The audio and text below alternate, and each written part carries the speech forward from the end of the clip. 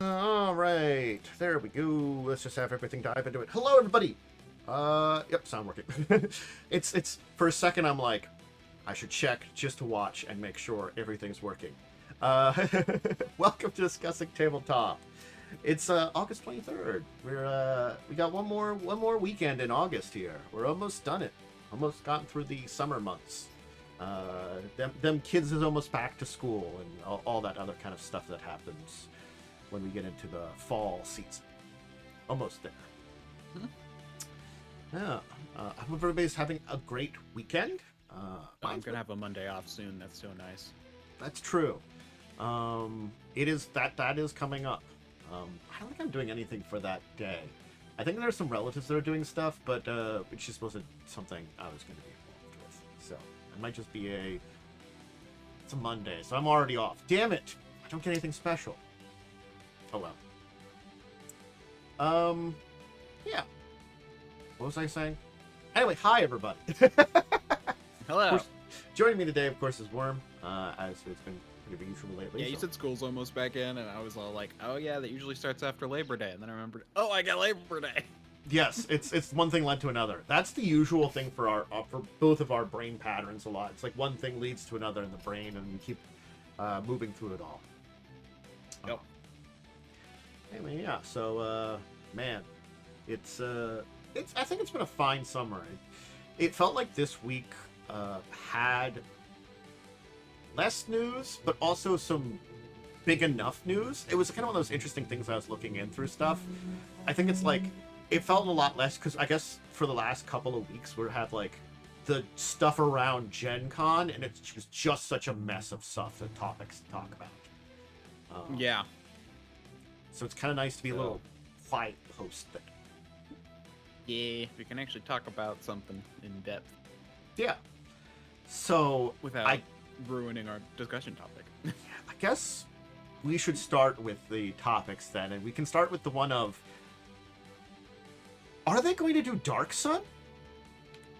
There's no Unarched Arcana. It's Druid, Circle of Preservation, Fighter Gladiator, Sorcerer, Defile Sorcery, Warlock, Sorcerer King Patron.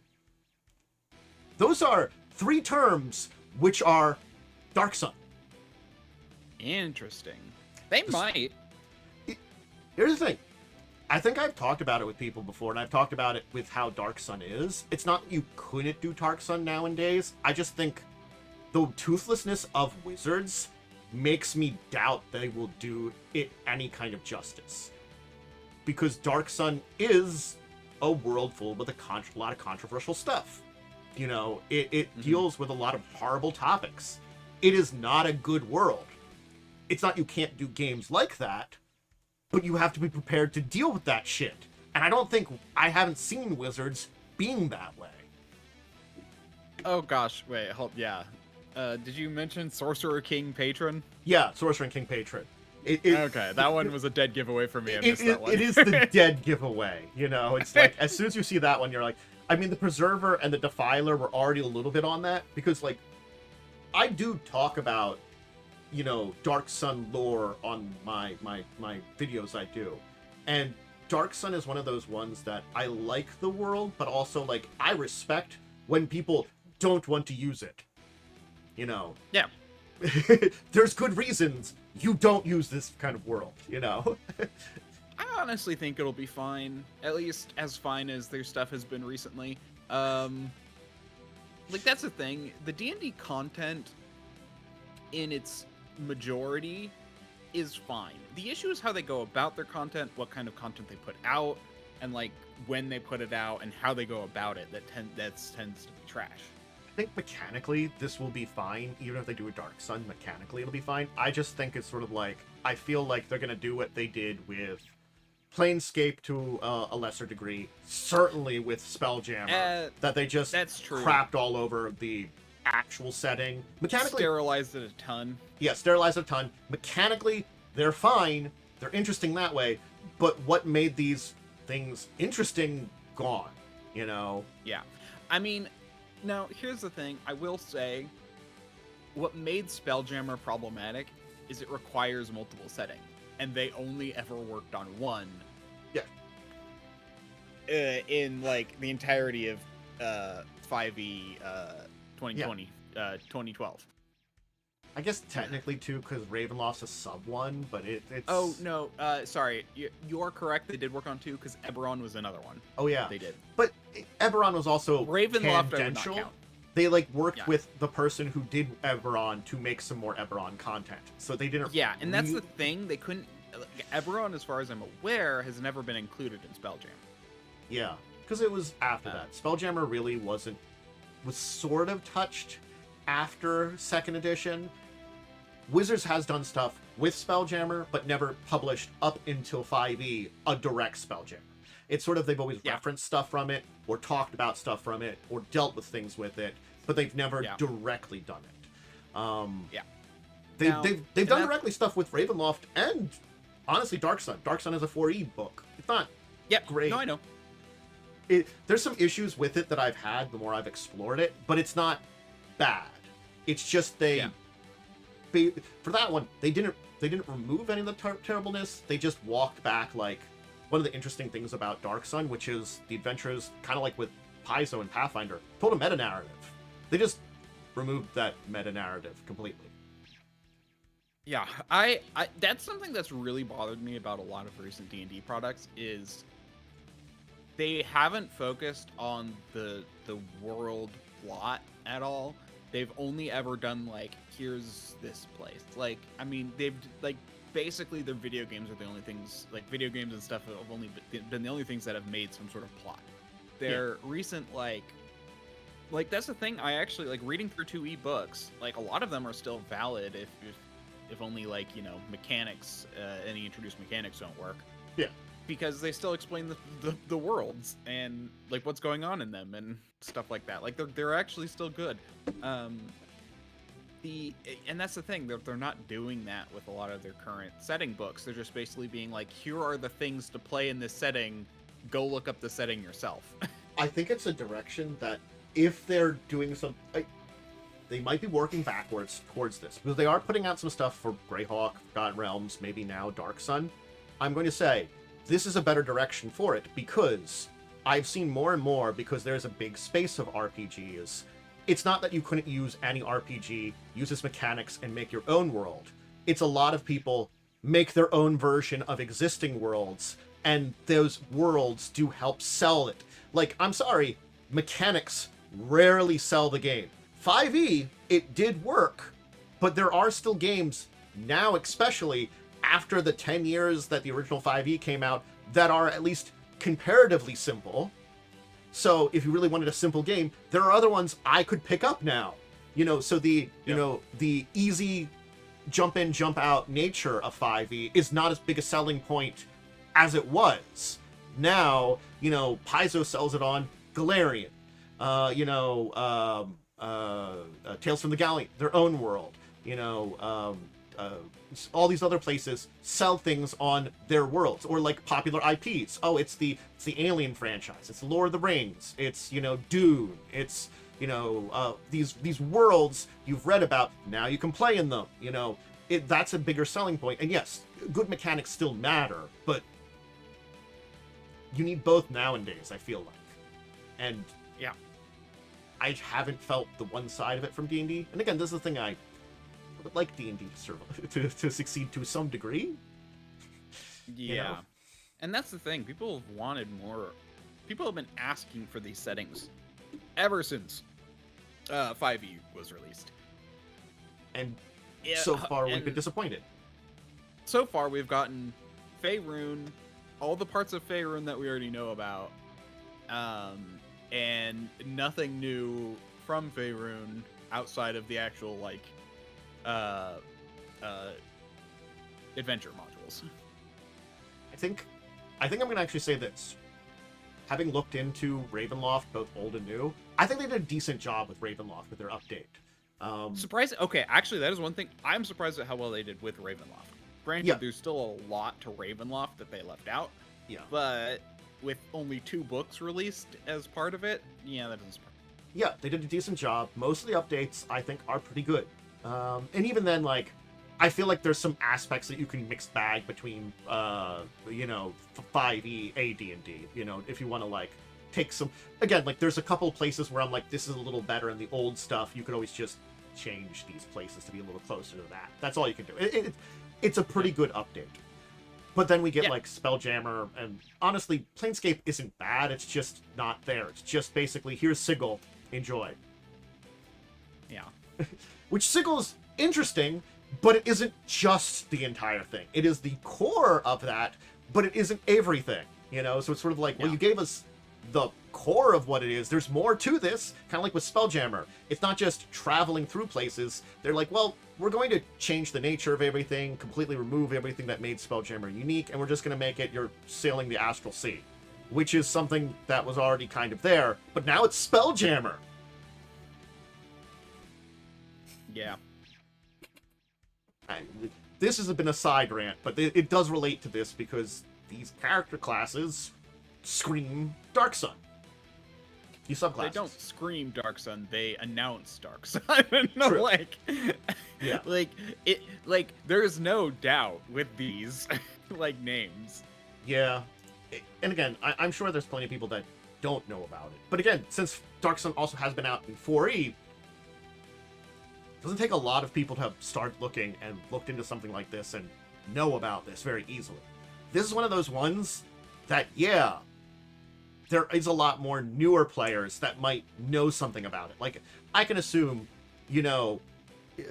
those people that have been around since, like, 3rd edition, or newer people, or even people that have looked back that far, they might not have looked back as far as, like, AD&D for the Planescape/Spelljammer stuff, but Dark Sun, it has been front and center fairly recently, in my sense. Anyway. I guess we should look at these classes and talk about them. I did not provide the link. I forgot to do that. I've been in the middle of this discussion, and there it is. There's the D&D Beyond page. Yeah, I just looked it up myself. Probably should have mentioned that. Maybe I can get this a little bit easier. I'll get a better link here. I fixed the link. So apparently it had all that like junk at the back end. Junk in its trunk. I think it's gonna be fine. Again, like, I'm interested what they do. That's the best thing I can say. I just don't think it's going to be any better than any of their recent setting books. It's not going to be bad. It's just not going to be good. The most I worry about is going to be another Spelljammer, which was both kind of bad and also not great. Okay, but like, they've been better more recently. Yeah, well, the reason Spelljammer flopped so hard was because they had put no effort into their other universes, but people have been asking for Spelljammer since, like, 3rd edition. And they finally like, we'll give them Spelljammer. We have done none of the work to make it work in this edition. We'll make it work by not doing it. And calling it. It was kind of a very half-assed attempt at, like, They were trying to sell it based off the name Spelljammer, but they just made it one solar system because they didn't want to. Yeah. And I guess Dark Sun's easier because it's another setting, and really the big thing about it, it's apocalyptic. There's horrific, dictators that are ultra powerful, corrupting the world in charge of it, and it does deal with some horrible things like racism and genocide. These are things that are part of the entire thing. They don't. Here's the thing: 4th edition skirted around those topics, and they probably are going to do the same with that. And I think that's probably the easier way of doing it. It's like, but yeah, it's going to be probably a lot like the 4th edition, where I'm like, it's fine. It could be better. That's where I kind of feel like. Yeah, I like what Pathfinder did with Battlecry. If you actually read the beginning of the Battlecry book, they're like, war is never a good thing. It sucks to be in. It sucks to be, in the presence of. It sucks that a world has war. But this is a game, and war happens, so we're going to focus on the upsides of war, namely the glory and the glory and the heroism. But if this book triggers you, talk with your players. Don't, if this book might trigger your players, don't, talk to them. You know? There can be good things in war and bad things in war. war always has a negative connotation because it is something that has resorted to violence. But Well, it's not something, saying like, I do like their thing where it's like, war is never a good thing. yeah, But it happens. But it happens, and there can be positive aspects overall afterwards. There could be a war to defeat the great evil and save the world. Yeah, it's terrible that you had to do that. A lot of people are going to lose their lives. A lot of bad things are going to happen. But maybe the world will be better afterwards. That those are stories that you can tell where it's like, we had to go through this terrible thing to be in a better place. Yep. And that's actually another thing that I mentioned is like, and it's a lot easier to justify a war when it's against an objective evil. I'm going to say the weird thing is, this is the most weird thing about the old Dark Sun 4E. There were meta-narratives that dealt with hope and the possible resurrection of Athos to a green world. It wouldn't be something that would be done in the generations of ever the gameplay. But there was this little core aspect of hope that existed, and it's not mentioned at all in 4E. And I find that fascinating that they didn't even like focus on the darker aspects of it. They just kind of were like, it's there, it's terrible, great, okay. It was just interesting. Yeah. But I think a disclaimer in the beginning, plus just being brutally honest about like, this is gonna have issues.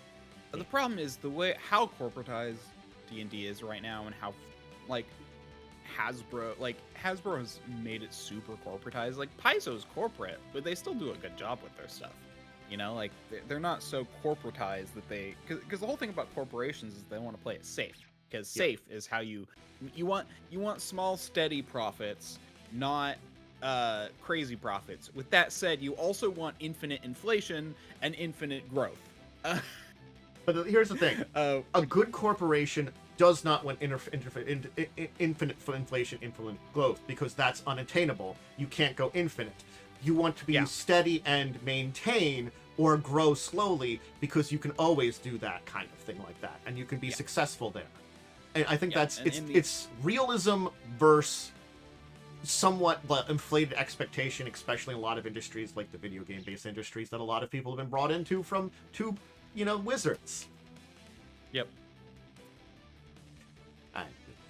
It's just so it's just going to be like they're playing it safe because they want that steady growth, but then they also want everyone to buy their products as if it's. That's why advertising is more important in bigger companies, because advertising makes your product look better than it actually is, so they can play it safe while telling you that it's revolutionary. Yep. Anyway, so that's kind of where D&D's heading, which is why go somewhere else. Honestly, Tales of the Valiant is okay. Level Up 5th Edition is amazing as far as mechanics go. The problem is there's not as much backing behind it in terms of like material. And the thing is, here's the big thing. Just play 2014. The 2014 with the house rules, or maybe if you want to like just play 2014 with a couple of updates from 2024, or if you just want to play updated 2024 and just keep the base books. All those are fine. Just you don't have to get any more after this. Just figure out what you want. You can just stick with the same system. There are plenty of people that are still playing 2nd edition AD&D, 3rd edition, Pathfinder 1st edition. You went back and done that. There's probably people out there who, I'm sorry, you guys are masochists, playing Shadowrun 1st edition and love it. I thought you were gonna say I thought you were gonna say our masochists playing D&D 2nd edition. That's a little better. The people playing D&D 1st edition. There are people out there. Those are also masochists. Yeah, the real old edition. Like, at least AD&D 2nd edition is a little updated, Anyway, but we got these 4 subclasses: our Circle Preservation Druid, which actually does make sense mechanically for preservation and how they work in the Dark Sun world. I'll tell you there, basically preservation does match with druidic magic very heavily. So, though it's a weird thing because, again, classes were different in 2nd edition. I'll say that much. The preserved land's kind of neat. That you revitalize energy of an area and bolster like people and creatures in it. That's kind of neat. Spell selection, I think it's fine. It's like you get some more cleric-y spells as a druid. You know. Yep.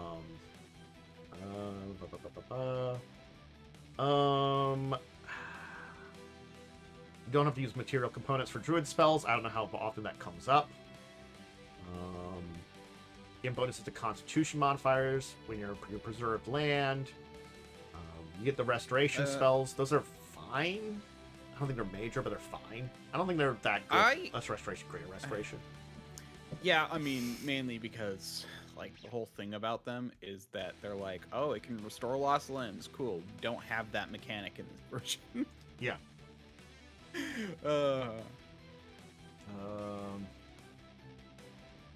And I guess the big thing I would say is the preserved land area, that your preservation zone you can create, which I assume is like you do it during a battle. It's a bonus action, so it's this thing you'd like do during battle. How?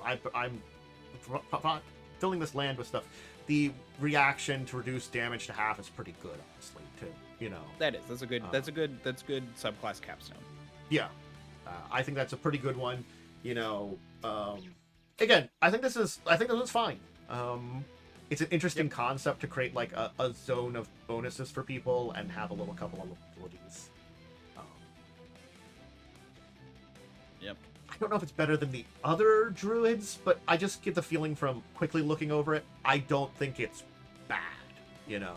It's a support druid, and I kind of like that. Yeah. Druids have really been more tank, like in the past in D&D for whatever reason. They've been tank and buff rather than they've been kind of like self buff and like that kind of stuff. To be fair, that's okay because clerics have always been the major support class. So them getting kind of a support subclass is kind of neat. Yeah. And temporary hit points are good. Ending fight poisoned. Yes, it's using the use of your wild shape, but honestly speaking, a D4 plus your druid level temporary hit points to any creature you choose that ends their area in your 15-foot cube. That's not bad.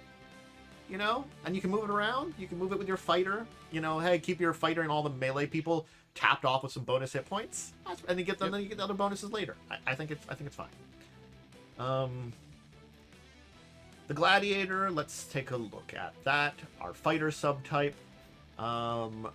You get some brutal moves.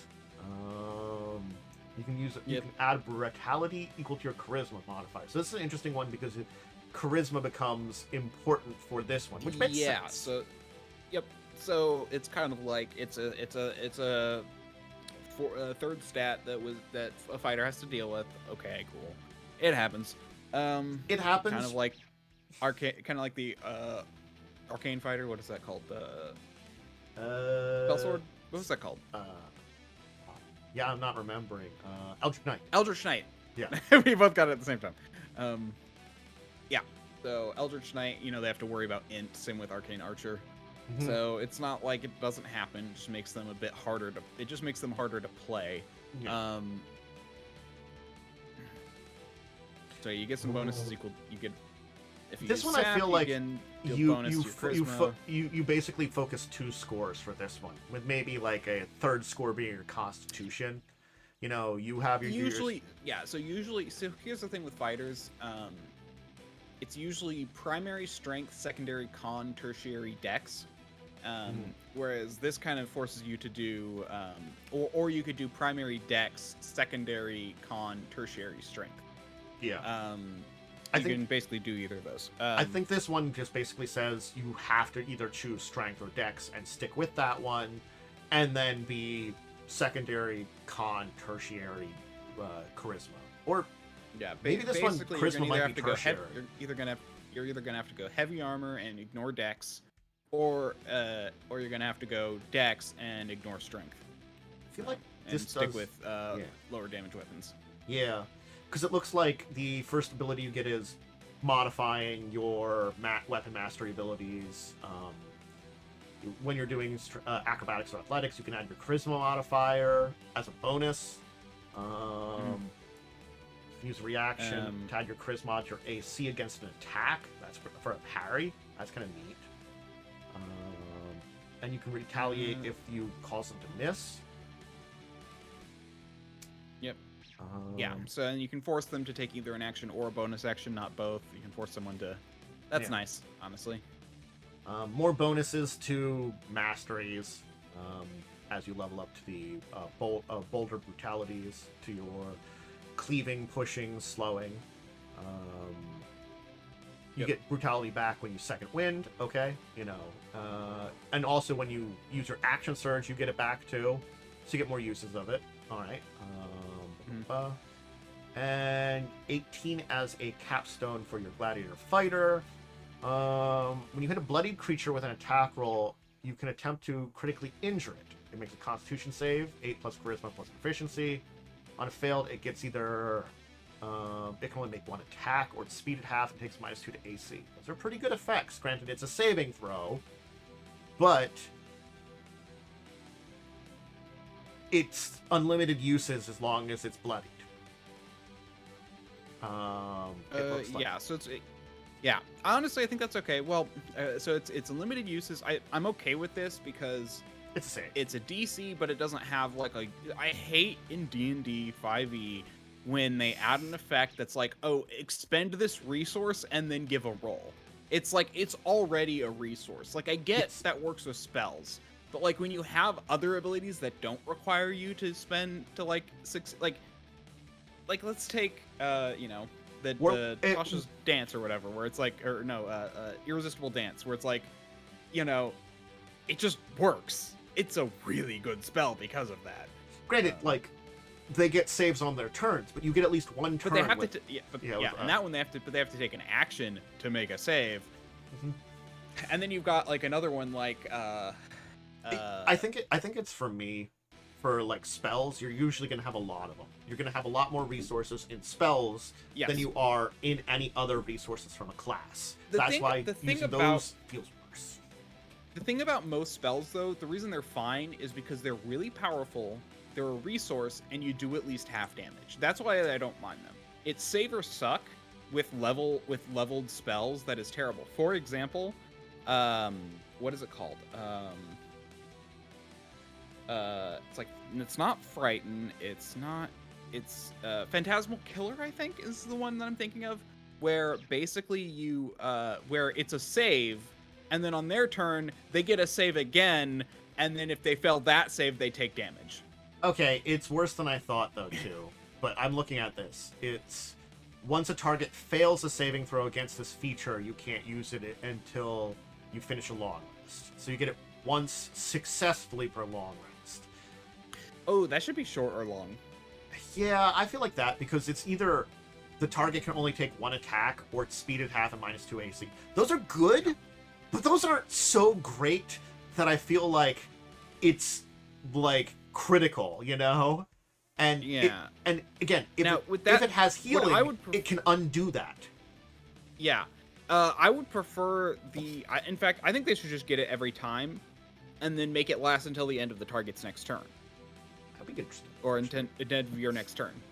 I can so see way, that there. You have to keep applying it, but it's very good either crowd control. Yeah, it's basically crowd control, which I think it'd be really good. Like, basically, instead of making it so they can regain it, just make it so it's until your next turn, and the target is bloody. It's like, okay, cool. Low health targets you can control. I would also maybe go by only one can apply to a creature at a time. While it's under the effects of one, it can't be affected again. You can only maim it or make it sluggish once, maybe. I actually misread. I thought that it was only one. Yeah. Yeah, you get one or the other. So I actually think, basically when you hit a bloody target, you can either apply maimed or sluggish if they fail their save, and that's a thing. And then until it lasts until it regains until the hit end points. But I think if they just did it that way, and it can only have one of these applied at a time, you know. Yeah. You could like, oh, I've mutilated that guy. I don't know. There's a lot of ways to explore. I don't think this is good enough, but I think there's ways to explore. I don't know the best balance though. That's what I'm gonna say. Yeah. To be fair, it's really nice because sluggish is really good to keep a target pinned, and maimed is to keep a target from lashing out. Yeah. Or keep like I think both are very good. In different situations, I don't think you need both of them to apply. And the fact that like once you succeed at it, you can't use it again just means that they basically just will save their healing until you use it, and then boom, they're fixed, and then boom, your ability's wasted. Yeah, I don't know. I mean, I wanna make a point. You're fighting a troll. What the hell? You know, well, I leveled up troll because there's an 18 level troll. But let's say you're fighting a troll. This doesn't work on a troll. It will just heal literally on its next turn, and you're done. Yeah. It's that thing too of like, you do have a limited uses of like, it's like, okay, I still have my brutalities, but you have a limited uses of those. Let's say because it is your like either secondary, tertiary stat, you get your charisma to let's just say 16. You have a 3 bonus. That's 3 uses for brutality. Yes, second wind. Yes, extra surge gives you extra. That's not a lot before a short rest sometimes too, especially because these are just bonuses to weapon mastery properties, which aren't bad, but aren't great. You know, I feel like too. Yeah. I don't know. I think there's some work. I like the concept of it. I do think there's some work to do with it. Yeah, basically how I always see it is, if it is used once per long rest, it has to be equivalent to basically 3 spells. Like, that's the way I think about it, because it's all like, you know, like, wizards get a ton of spells that they can use each rest, you know? It has to do enough to, like, make that, like, worth it, if it's once per long That's why I'm rest. definitely going to say the Mutilate. Yes, technically you can keep using it until someone fails, but I'm sorry, it's a Constitution save. A lot of things have very good Constitution. Almost every creature has a con score, is either has a high con or proficiency in con saves. And then it's based on your charisma and proficiency modifier. And again, charisma's not going to be your primary, no matter what as a fighter. No. Even if it's a secondary in this case. So like it's because here's the thing, 5e you can basically expect +4, +3, +3, +2. Well, at higher levels it can be like +5, +4, +3, +2, -1 is basically, you know, what you might end up being at, because it's just, you know, I'm also considering like based on the standard array, so it's kind of like this. You'll get some other stuff up. Heck, it might even be 5, 4, 3, 0, 1 or whatever. Yeah. 5, 4, 3, 2, 0, 1, -1. So it's kind of just like you're not gonna be able to like make this like your best, because you still need your hit points. Meaning most are going to make this their tertiary ability score. Meaning they're probably gonna have 2 to 3 uses of or +2 to +3. With saves, the thing about saves, they're 8+. 8+ con or 8+ mod proficiency, which actually mean, and most things get their con plus proficiency for their saves or their other stuff. The issue here, though, is that it basically creates a scale where you're more likely to succeed than fail. And I'm going to tell you, you get this at level 18. Yes. The amount of things that are going to have a great con score that's going to outshine this number are going to be staggering, because there's nothing that adds to a bonus. Like, at least, like, wizards and warlocks, sorcerers, clerics, and all can get an item that, I've got +1, 2, or 3 bonus to my things. I'm a warlock. I've got the rod, which gives me +3 to my saves. Because at 18, I can see you have a +3, rod, or the wizard that's got his, thing that gives you the +3 to my saves, which makes them more possible. My DCs. Already on top of my primary score being the main one, so I might have, like a 21 is your DC, where I feel like here you'd have like a 15. That's a big swing. Yep. It makes, and again, con based. 18. Well, at 18, I think you have a +5 to your proficiency. That's what I'm saying. +5 and maybe like a 2 or 3 to your charisma at that point in time. Right. Okay, so it's so like 15 or 16. Yeah. Where I can easily see wizard with like a 21 or 20 or 21. Yeah. They'd be closer to like 19, but yeah, it's still. I was saying with like a pretty decent item too, because you can get an item for that. Well, yes, but You'd be surprised. It's hard to get those items. True. Maybe like the 2 then, um, maybe would be reasonable. Yeah, that's 'cause what I'm thinking. Like +2. It's Yeah. very like I mean, then I can see the 19. Joe. I mean, we can see in Joe's game how much it's like. GMs don't like to hand out really powerful items because they want their monsters to actually be able to challenge. Yeah. Especially because 5e items are a lot more powerful. They almost expect you not to have them, but then you also It is the weird point about 5e of like sometimes you kind of need the items, but they also are a little powerful for like your need of the item. It's like a weird position. Yeah. Now here's the thing. I think at later levels you need the +2, and then even later you need +1, and then later +2. But I feel like the +3 items are actually kind of powerful in 5e. Anyway, as a side note, but yeah, it's basically just like. And here's the other thing you kind of forget about: monsters oftentimes have, even if they don't have proficiency or their con saves, often have really high cons because they need those really high health pools, and to actually deal with people wailing on them. Otherwise, what's the point of having a monster? And the way D&D does it is it's based off their size times level, dice times level plus con mod times level. So it's kind of just this thing where it's all like, well, we need to give this monster more hit points. What are we gonna do? Raise its con? Yeah. More con. Whee! You'd be like, pretty much every monster in 5e has a con. Like high level monsters in 5e basically have a con of 10 or higher. Yeah, I did notice that like some of the save bonuses are pretty high for some. Yeah, and then if one of them is like actually has proficiency in their saves, then well, screw you.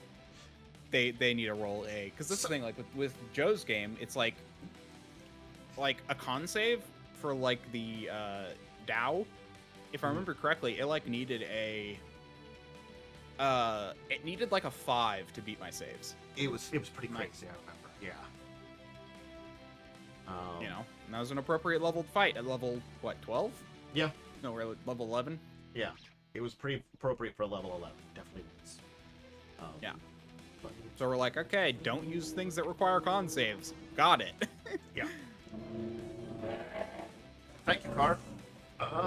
So we have the sorcerer one now. Defiled. You're not sorcerer. cool. I don't know if stream could have heard that, or the show people could have heard that. Oh no, still, that was really loud. I'd be surprised if they didn't. Yeah, the natural sound cut can only cut so much, but that's true. Defiled sorcery is an interesting one, because I'm gonna say here, it is kind of evil, or at least yes, horrible, and it's just like your innate power siphons life essence from the surrounding world. At your command, creatures grow sick, plants wither to husk. You draw the power of life itself, drawing to fuel destructive magic. Yeah. So here's the thing about defiling sorcery. I would argue that it's the subclass you're supposed to take in Dark Sun. Oh, I would too. It's not. Yeah, it's not meant to be like it's basically like, oh, you play Dark Sun and you play a sorcerer, you have to pick the subclass, or unless you're a patron of a Sorcerer King, in which case you can draw on their power and not destroy the land. I can see there is a couple of arguments for some other ones, but it's still rare. And the thing is, the way that arcane magic works in Dark Sun, even if you are not a defiler sorcerer, you are going to be assumed to be one. Like, it's the rare case that you are not, but yes. Yeah, you roll a number of your unexpended hit dice. So you use your own, it seems like, for some of your abilities there, but well, you can also steal it from other creatures. Rolling your hit point dice, roll a number of the creature's unexpended hit point dice up to a number equal to half the level of the slot expended, round down, and then so you can instead of drawing on your own life, that's the thing. So you have to draw on your own life, but you can also do life steal by taking it from others. Creature makes a Constitution saving throw against your spell save DC. It's within 30 feet. Creatures have immunity to the exhaustion and immunity to the exhaustion condition automatically succeed. On a failed save, in place of rolling your own hit point die, roll a number of the creature's unexpended hit point die up to a number equal to half the level of the slot expended. You then add the total rolled to 1 damage roll. Once a creature fails its save against your lifesteal, you can't use lifesteal again until you finish a long rest, unless you expend 3 sorcery points. So interesting idea. You can kind of like, you could just fuel your own life force, your hit dice, or you could try to steal someone else's. I imagine, you know, good old Mortal Kombat with Sung Sung, your soul is mine. Yeah. So basically, and it does say like the die roll in the stat block is basically what a monster's hit point dice is. So it's like. I do also like the selection of spells for your Defiler spells: blindness, deafness, inflict wounds, ray of sickness, bestow curse, vampiric touch, blight, hallucinatory terrain, anti-life shell, contagion. Those sound very blighty and Defiler. I feel like that works very well. Yep. Let's see here. You take a bonus action, transform sorcery points into spell slots. 2 transform sorcery points into spell slots. You can breathe your body in protective web of defiling energy. Roll a number of d6s equal to the level of the spell slot created. You gain temporary points equal to the total rolled. That's pretty good. They take some damage if they hit you. And damage dealt by your spells or features ignores resistance, necrotic, or poison. That's really good. That's really good. Now, granted, there are some things that I think are immune, but yes, resistances at least. Yeah. Immune is immune to basically most things are immune to poison, not resistant to it. Yeah. So that's not super great, but necrotic is good because most undead are resistant to necrotic, not immune. Yeah. So you can ignore that. An aura defiling magic is an emanation around you. Enemy within the aura hits you with an attack. Reduce the total damage against you. Reduce it equal to your charisma modifier. So you just take less if you're within your horrific or evil defiling aura. And when enemy dies, so you gain some sorcery points. You steal your soul. It's so defiling shroud is when an enemy is within your aura and it hits you. So basically, it helps when. Honestly, this actually seems like a very good mid to close range sorcerer. I'm gonna be honest, because they actually do a lot of good damage. They do have a lot of effects while things are within 30 feet of them. Yeah. Become immune to poison. And they do gain a lot of temporary hit points and stuff like that, so it's not too bad. With that said, you don't get that temporary hit point thing until 6th. Yeah, it takes a while to get that corrupt caster. So, but that's not too late. 6 isn't too bad. I feel like the spell selection does do very good, and the Defile and Empower is a neat enough idea. I think the Aura as your 14th and 18th level, I think that's very good. But again, you have to kind of wait until 14th and 18th to get to there, because it's sort of like, an enemy dies, you gain some sorcery points back, and you can't use that again. You can't use once you use the spell, you can't regain sorcery points this way until you use your innate sorcery again. So, I mean, you have to just use your innate sorcery again, and then you can, steal another soul. And creatures can't heal in that era at 18th level, which I guess it's kind of mean, I guess, too. It's an interesting idea. I like it.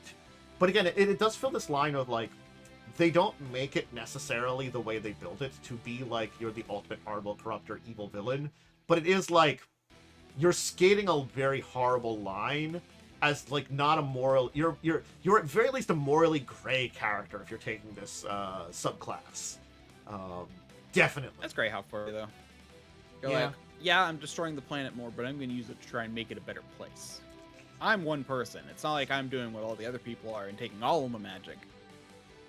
And by a better place, I mean just like, I'll survive in this horrific place, which just eats you down otherwise. Well, I still feel like D&D fits better with heroic, so you tend to be considered good. So it's like, okay, well, it's more of a neutral good. I think that's hard in Dark Sun unless you embrace the ongoing story narrative of the battle against the Sorcerer Kings. Like, if you did that... That's what I mean. Yeah. That's when it works best with the heroics of D&D, I think. Yep. And then, of course, Sorcerer King Patron, which is like... This is another one of those ones where I'm like, wow, you're dealing with fire if you're doing the Warlock Sorcerer King Patron. You're dealing with a very horrific being there. Yep. Yeah. Uh, Spells, obviously. makes them more psionic, I guess, because it's like when you cast a spell from the thing. That makes sense because the Sorcerer Kings are supposed to be Sorcerer Psionicists, basically. Technically, it was Wizard Psionicists because sorcerers didn't exist, but it makes sense with the Sorcerer Defiled Magic, you know. You cast a spell from the sorcery spell table. You can do so without a verbal or material component, except material components that are consumed. Except material components that are consumed by the spell that have a cost. Yeah. Which I don't think any of these do. But I guess I don't know why it even specifies. But you don't get the verbal components, mainly. The material, I guess, is like I don't know. I guess if it has like minor material components, you know, like. Well, no, like yeah. I don't know. So I don't know all the spells. The whole, yeah, I don't either. Compulsion, yeah, I don't think Compulsion might have a spell that has or might have a cost to it, but I don't think any of the other ones do. Yeah. Let's see here. At level 3, you get Tyrant's Herald. You get Professional Intimidation. Neat. If you if you don't already have it, you also have Expertise. So you get it, and you get Expertise. Cool. Get some bonus commands. The command spell a number of times equal to your Charisma. It's not a terrible one. It's not great, but not terrible. That's good. Command's okay. Like, yeah, command's a decent spell. Yeah. But I think that's still gonna make a save, which is why it's saying. Yeah, that's what I mean. It's like command's okay. It's not like a super great spell, but it's not a bad spell. And just getting some bonus ones at level 3, that's not bad. Let's see here. Subjugate your enemies, rally your allies. When you cast spells using a pack magic spell slot, you can cause profane energy to erupt in 30 feet. Emanation. Giving creature either advantage on attack rolls until the end of its next turn. Okay. Or having things make a wisdom save against your DC or gain frightened. Interesting. That's good. So you got either an enemy or an ally thing. Yeah. And you get that once per long or short rest. Okay. So, yeah. Also regain it when you use magical cunning. When an enemy hits you with an attack roll, you can take a reaction to force the enemy to re-roll a d20 and must take the new roll. If it turns into a miss, the triggered creature takes psychic damage equal to your warlock level, and a number of times per long rest equal to charisma modifier. I don't think that's too bad there, because again, like re-roll's pretty powerful. Yep. And then when you cast Conviction on target, one additional creature within the spells. You can also target one additional creature. And when you can cast Command on a target. Yeah. A creature frightened by you automatically fails a saving throw against any command you cast. Oh, I see. So you combine that with your Fear. Your Decisive Edict to grant the frightened condition and then command them afterwards. Oh, I think I see that's an interesting combo. I can see where it works. Or if you deal also with any... you could just cast the Fear spell first. You do have that which is also yeah. And again, this would synergize with then the people that have fear-based abilities too, pretty well. That's interesting. It's an interesting. Again, mechanically, I think it's very interesting. Thematically, it's another one of those ones about like, yeah, you're dealing with a lot of the dark forces of this one is a lot harder to justify as a good PC. Because the Tyrant Kings are just straight up evil. Like, there's like one that's kind of not. There technically is one that isn't evil, but he's one of the more forgotten ones because he's just north of the Tier region, which is the main region where it takes place. It's like without getting into it, basically, of all of these Sorcerer Kings, the horrible defilers of Athos, one of them was like, this has been really bad. Only one of them had a change of heart and is a good guy, but is pretending to be an evil Sorcerer King up in out where no one knows he's at, you know? He's doing a good job of hiding, but there's just the one. Yeah. That's what I'm saying. I think there's one that's good, but yeah. So I don't know. It is definitely one of those things. There are technically better people that deal with darker patrons. The people that have more infernal patrons do exist and try to do a good job. It's just like when you have a patron like this, you have to deal with the fact you're getting your power from a very dark source. It is one of those things that is very... it is a challenge for player characters, especially warlocks. Like if you're trying to play good warlock and you're taking like an infernal pact for like a infernal patron, you're in a weird spot to begin with, you know? If you're just that morally gray character, it's a lot easier.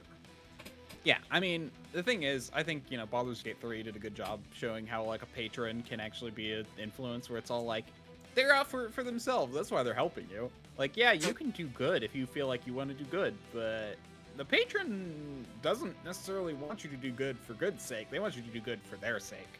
Yeah. And the thing is, the Sorcerer Kings compete with each other, so I could see you being the patron of one of them trying to basically undermine another one.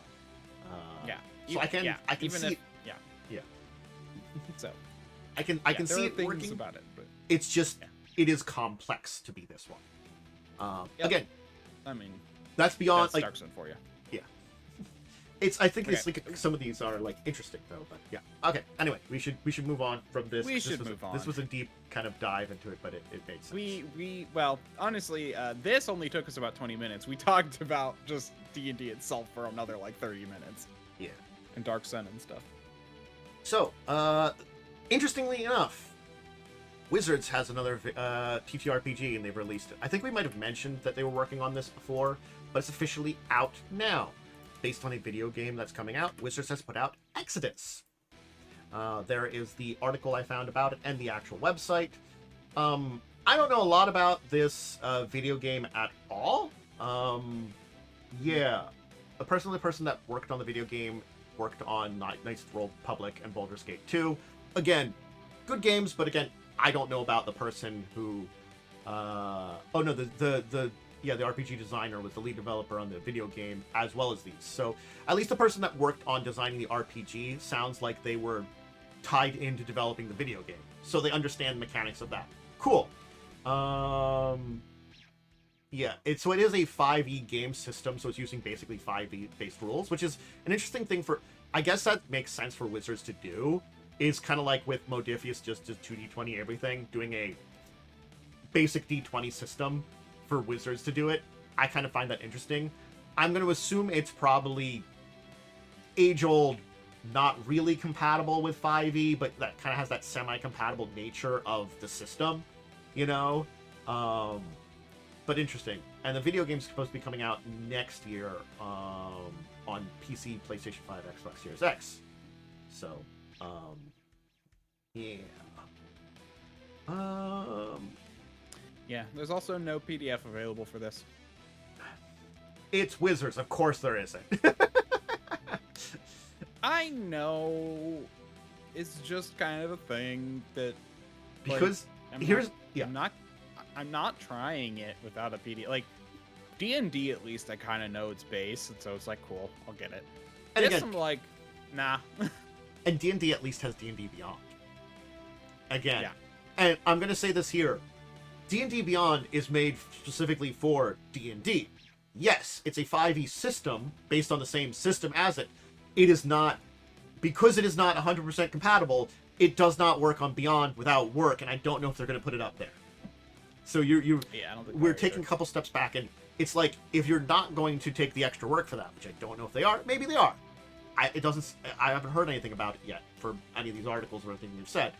You need the PDFs or something like that, because we're an online work. Mm-hmm. But yeah. Like, what is the setting of Exodus? It's not super, like... Let me check the Exodus video game. Exodus video game. That's a good point. Get some information on that. Exodus game. It's a sci-fi game. What do you say on your website about this? Sci-fi game is coming out next year. What is your intro? Let's see the intro. No, that's becoming a founder. I don't care about that. None of it. This is so not easy to like see what information is. What's also really annoying is there's another game called Exodus already on Steam. It's like an older game. So I keep getting that beyond. Yeah. Everything we know about Exodus. We wait for the next Mass Effect. Ex-BioWare devs have teamed up with AAA talent to create a new space RPG Exodus. Space Odyssey. There are 3 Exoduses on Steam. None of them are this one, I think. No, because I thought there might be a pre-release thing, so page, but nope. Exodus. Exodus Archetype Entertainment. Let me see if I can find something based on. IGN talks about it a little bit.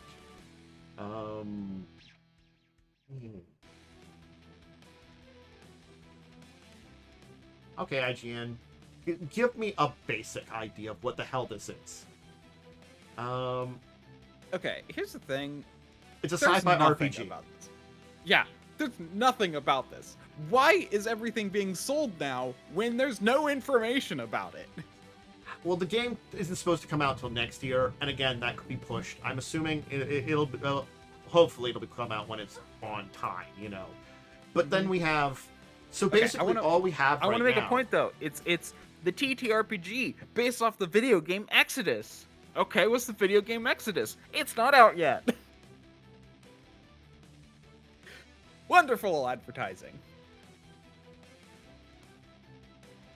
Yeah, it's got an Encyclopedia Traveler's Handbook. Okay, Exodus TTRPG store. Do you telling me anything about this? No? Great! Nope, I already read that one. Over 1,000 years, these empires... Wait, okay. In the year 22,000, humanity was forced to abandon a dying Earth and find a new home in Centauri. Several fleets of massive arc ships reached the Centauri cluster in AD 18,000. They started colonizing and habitable planets and sent out a green world signal to some the other arcs. Since the signal traveled slowly over the next few centuries, the first arrived managed to establish vast interstellar societies and empires. Over thousands of years, the empire rise and fall. Aid of highly developed genetic engineering, humans changed and developed. These transhumans called themselves the Celestials. The splinter into dozens of divergent species. Violence between empires. Meanwhile, the new arc arrives, who are far less technologically advanced. 2,000 years, all the formation wars, celestial species known as Elohim rise to power and construct an interstellar network that links system of Centauri. Okay, so you're the new era of exploration. Yeah. And you're supposed to be one of these traveler characters trying to help out, I guess, your colony group, whatever. Yeah. And so what we have, like, the Celestials, the Changelings, Awakened Animals. Thank you, Space.com, for actually giving me a synopsis. Yeah, I'll take it. It's interesting setting. I mean, I'm not gonna lie. Yeah. It's just we don't know a lot about it, and they're just throwing it out there ahead of the game. I don't. Again, if the game is the marketing, I would have preferred them going out at the same time. It might make sense. Or is this marketing for making people want to play the game? I don't know. Yeah, because here's the thing. Like, this Space.com article is everything we know about Exodus so far. And it was released, funny enough, at the end of last year, so December 24th. So this has been out there for a while. But why can't I find this anywhere else but here? I don't know. I don't know. There's probably some place or some like article somewhere where they initially discussed this. It's just finding those things sometimes is a bitch. So it seems to be their gameplay trailers and their official release trailers and those kind of stuff is what they got this information from. Okay. But there's no articles outside of this one. So it's you can't read about it. You just had to have watched the trailers. Yeah.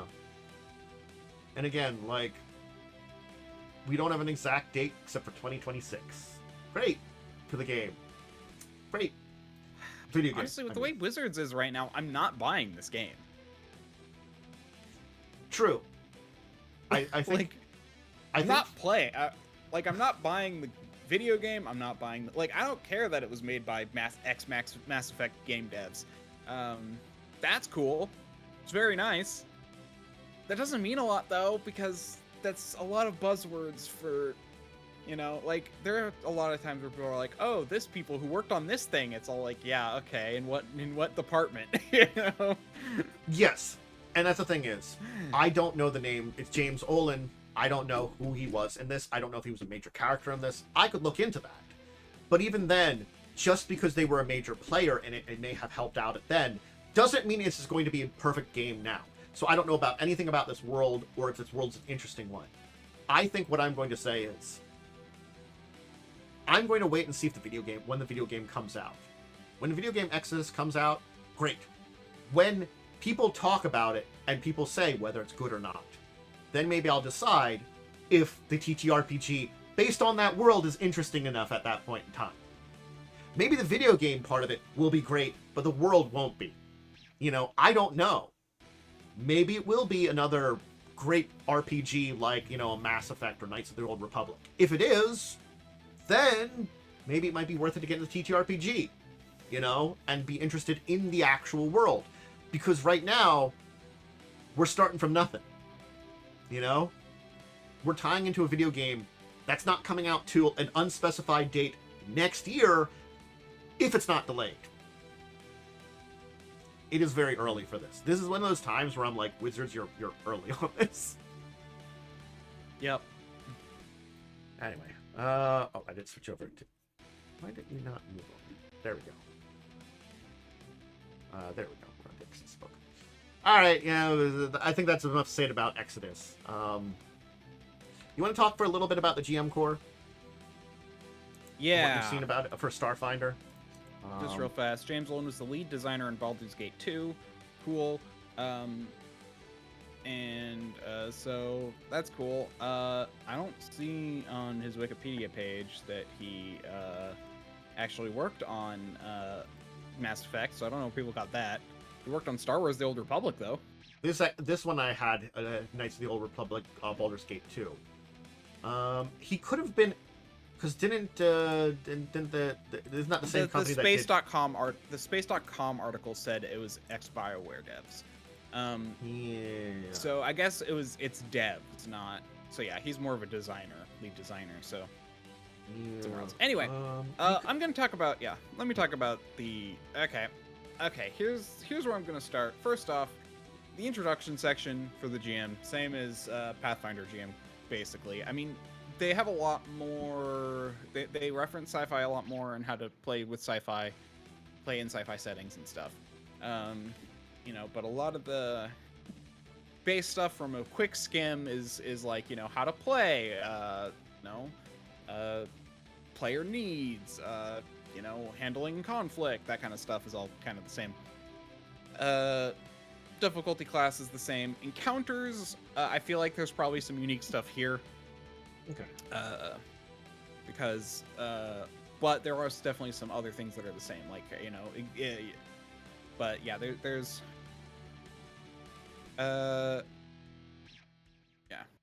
then you've got difficulty class, cool. Difficulty class scaling, quick glance looks the same. They had to put it on the opposite side of the page to make it my brain hurt.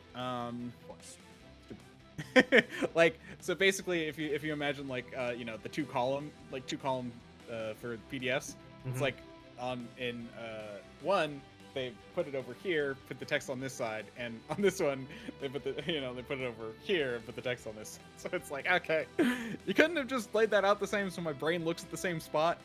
Anyway,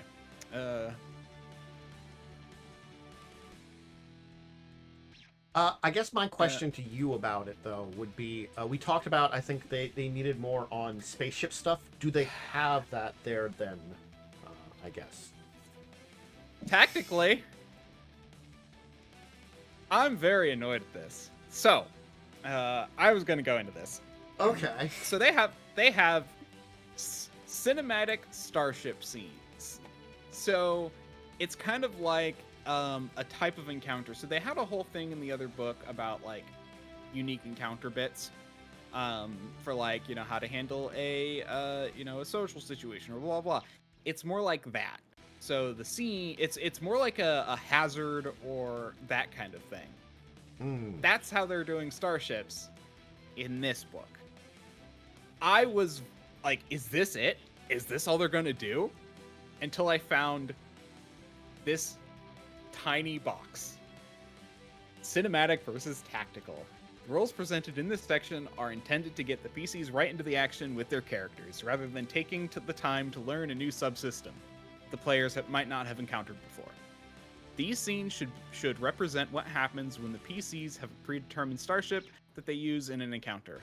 Expanded starship encounter rules, including having an upgradable party starship and rules for more extensive tactical combat, are detailed in the Starfinder Tech Core, which has not even been announced yet.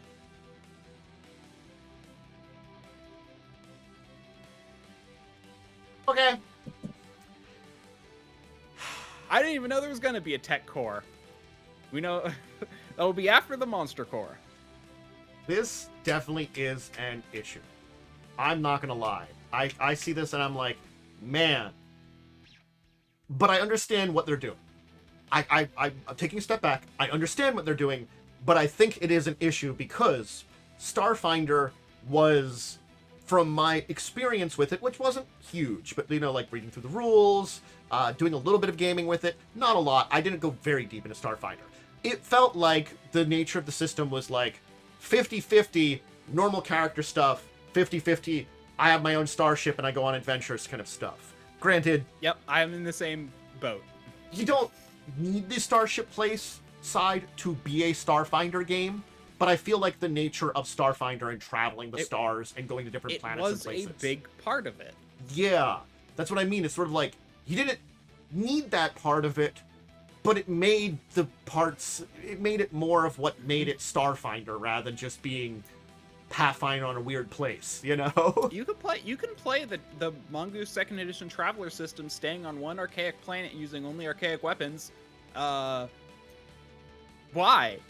Play a different game. Yeah, that's what I mean. It's sort of like, if you're just adventuring to some of these places, it's just sci-fi Pathfinder, which is fine. Yeah. But they already kind of have that sometimes too. Go to Numerian ruins. Go to like ancient starship ruins. Accidentally travel to one of these other planets during the Galarian time period where there was some of this technology. I traveled to like the Galarians' version of Mars. There's some like aliens there and doing some shit. So this is a problem. I was wondering how they're going to handle this. I saw no news about how they were doing starships. I thought it was interesting that the playtest rules had nothing about starships. They may have addressed that there's going to be like a separate book for it at some point, but I never saw it. I couldn't find it. Yeah. I think it could have been one of those things they could have... I feel like they probably would have addressed it, but when they did, we don't know. Yeah. So basically it's just like, okay, so here's how this works. Here's how the current starship rules work. It's like, okay, you... asteroid ambush, scene level 2. Victory conditions. The PC defeat the Corpse Fleet Raider by reducing it to its hit points to 0, or they escape the asteroid field by earning 5 or more escape points during the encounter. And then they're like, available roles: engineer, 2 gunners, 2 pilot, science officer. And they got a bunch of actions you can do. You can fire with a gun, you can avoid asteroids for the pilot, and so it's like, these are the actions you can take. And then you can also take other actions. And, okay, attempt a DC 16 piloting tactical withdraw. You can attempt a DC 16 piloting check to escape. And then they can attempt a thing to chase after you. And then encounter ends if the PC's starship is destroyed or the PC's achieve 1 or more victory conditions. It's like, okay, cool. It's basically just it's cinematic. Like, I get it. These will, in my opinion, these rules will be better with actual starship rules, where it's like, okay, I don't want to actually do a full starship combat, so we're going to do these kind of sub rules to make it worked out. Because here's the thing, they say, learning a whole new rule system. We don't want to have the players to necessarily have to do that every time. This is still a unique rule system. Yeah.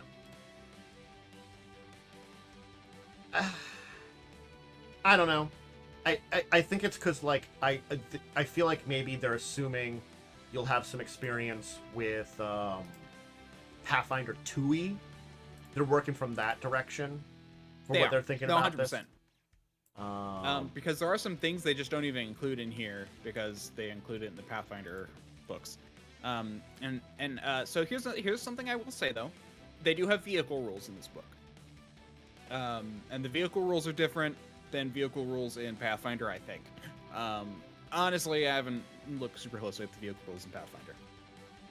So, That is Yeah. one that I also haven't looked super deep into. For the reasons it has not come up that we needed to. Yeah. Uh, So they do also have a whole section on anachronistic adventures, time-shifted adventures, and like how to handle some of this stuff. Archaic adventures is a very important thing, I think, because it's like, okay, you can easily take anything from Pathfinder and put it in Starfinder. In fact, it's designed to be that way. However, if you're going to take something from Starfinder and put it into Pathfinder, you have to make some adjustments. Okay. That's basically the rules of like, here's how to adjust things if you want to use some of this shit in Pathfinder 2e. Again, because like if you want to use a Solarian in Pathfinder 2e, or you want to use, which I think works out very well to note, because again, we get into those. Stepping back to the lore, there are some lore things over in there where you deal with that kind of crap too. So that makes sense then. It's like, oh, hey, cool, great, we got that. If you're gonna go check out like the Starship ruins in Numeria, and you find some of this shit there, here's some rules on how to use it there. Yeah. Okay. Yeah. Cool. So like classes, deities, equipment, and like how all these things would work backwards a little bit. So that I think that's a good section. Yeah. Okay. The most important thing that I'm glad they pointed out, because I noticed this, is that they throw a lot more creatures with flight speeds and different movement speeds in Starfinder. They basically say, yeah, you should change those back to feats in the kind of the same way that Pathfinder does it, rather than making them outright. Okay. Because Pathfinder, well, here's the thing: in Starfinder, they just assume everyone has guns. Because it's a sci-fi game. In Pathfinder, ranged combat is a lot harder, so therefore not as many things have range, meaning fly speeds become very powerful. That's basically what it comes down to. And then they also say that they also have better dark vision, so you might want to reduce that. A lot of creatures have better dark vision in Starfinder, so reduce that down. Okay. Those are the ancestry ones. Backgrounds, classes, they give rules for each. Funny enough, Solarians and, well, obviously Mystics don't require any adjustments. No, actually, yeah, the only one that says no adjustments is Solarians. Soldiers are the ones they say require more adjustments, because they're the ones who are, they're basically like the fighters of Starfinder, where it's like, but with guns. So yeah, that makes sense. Cool. All right. So, sounds cool. Sounds like it. Yep. It's not everything we would have wanted, but I think it's overall a good thing. Yeah. I think it's overall a good thing, especially. I'm gonna say. It's fine. I think you really do only need the. I don't want to say, because it's hard for me to say, because I think there's some stuff in here that you need if you're going to run it. Mm-hmm. But I feel like also the Pathfinder GM core is fine as well. It's like you almost don't need both.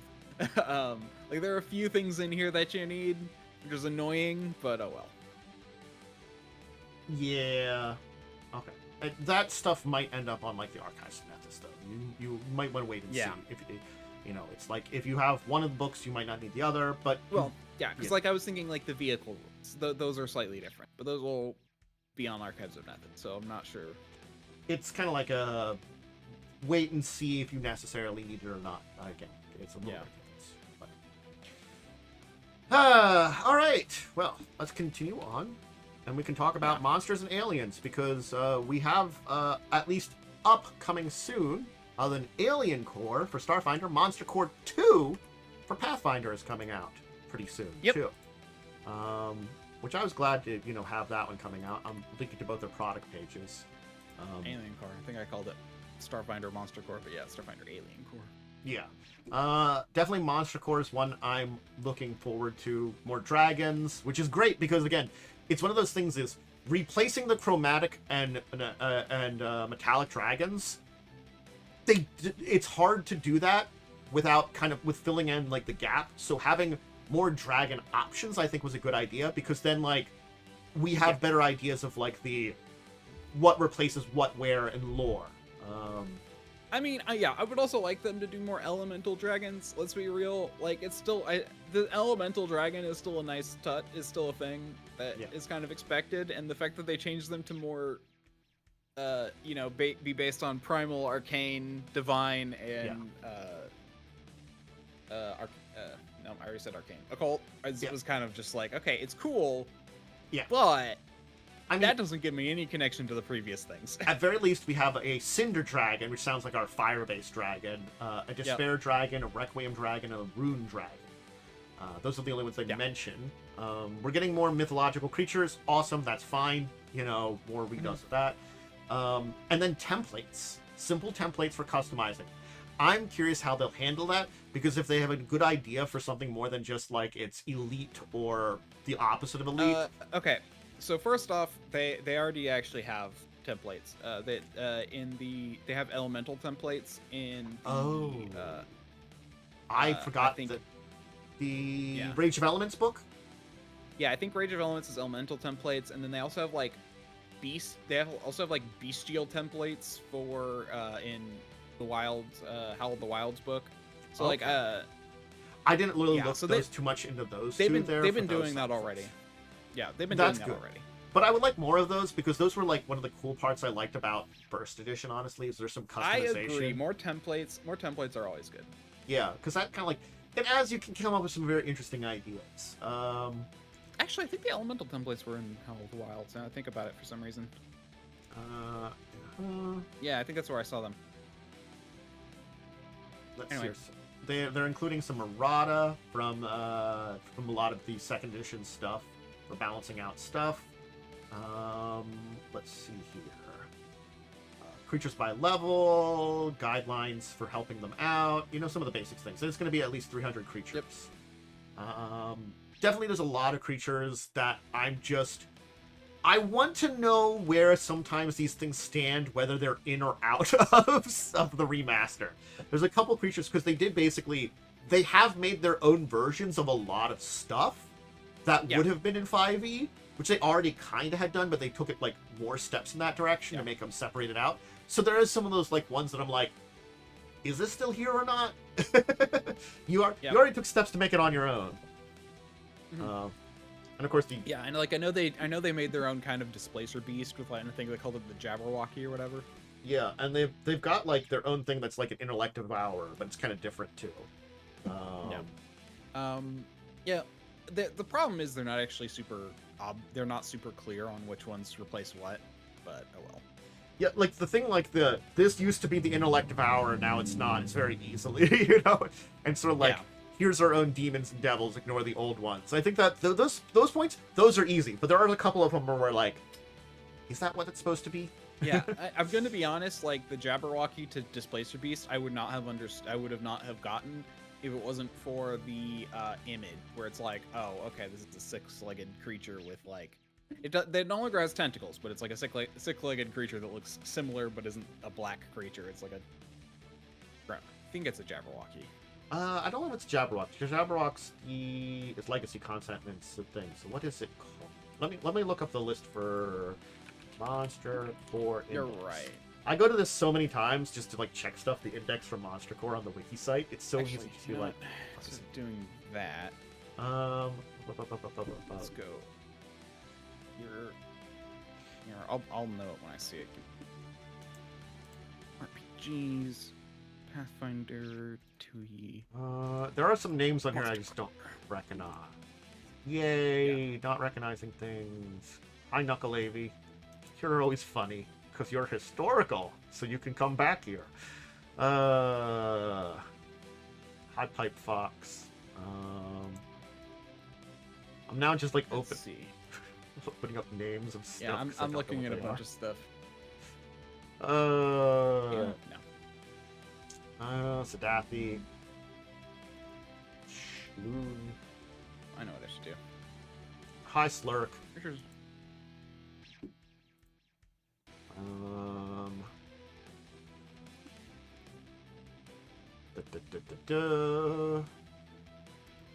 Trying to remember. Whoop. It's called. Let me just take a look at this. Also known as crocodile ears, reptiles, predators. That's not Kruth. Merc Rayday is a massive beast that remembers a three-headed centipede. That doesn't sound like it. Nope. Niliths are horrifying sloth-like aberrations that feed on negative emotions. Sloth-like doesn't feel like it's necessarily Displacer BC. Ofloth. Okay, so Oflath is basically their version of a Othyug, which I don't know if it's which is legacy content. So they kind of replaced it with their own kind of thing. Bandersnatch. Bandersnatch. Oh, because that's definitely a creature more of mythology, so making it there too. I can see the Bandersnatch too. Yeah. Yeah, they changed it a little bit, but like when I saw that, I'm like, okay, that's their Displacer Beast. Yeah, I can see that being there. Scrawny, six-legged cats with no ears, barbed quills, but yeah. But also 50 feet in length, and they're CR 17, so they're like super Displacer Beast monstrosities. That's kind of neat. Yeah. Then they have like a whip tail rather than tentacles.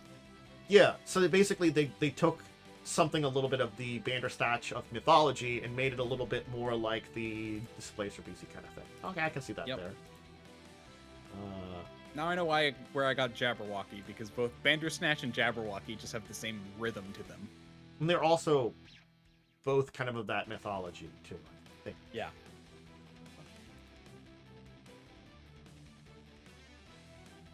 Interesting. Yeah. It doesn't have the teleportation though, I don't think. Instead it's got more like it confuses you and stuff. I really have to sit down and go through Monster Core at some point in time to go through that list of stuff. I've been going through it. I haven't gone through enough. I've like looked at the list, but I've always been looking for something on the list rather than looking, through the entire thing. I actually do like. That's the other thing. I actually really like Howl of the Wilds, because they actually that's half bestiary, by the way. Howl of the Wilds. I'd recommend it. And if you want beasts rather than like creatures, that's where you go to Howl of the Wilds, because they've got a lot of beasts. Yeah. Of various levels. So it's very nice that they have that. I do have to remember they're in there, because there's definitely like a point. There's definitely some points in time where you're like, I just need like animal-y creatures. It's just like I need some of these things. I've got a CR8 concert frog. It's like, it's funny and neat. Or, yep. Or a giant coppermouth. The old snake. Which is CR7. Or a lightning turtle, which is CR12. That turtle's dangerous. It's lightning. Yep. Anyway, so we got that. We're going to be having Monster Core 2, cool, and then Alien Core coming out with a lot of things there. It's one of those things I feel like Alien Core will probably be like, it's going to be a little different than like a Monster Core, because that's going to have like, yes, it's going to be things you can get into fights with, but it's also like, when it comes to that one, it's a lot more encountering things rather than like, this is definitely something you're going to fight. I feel like is one of those things.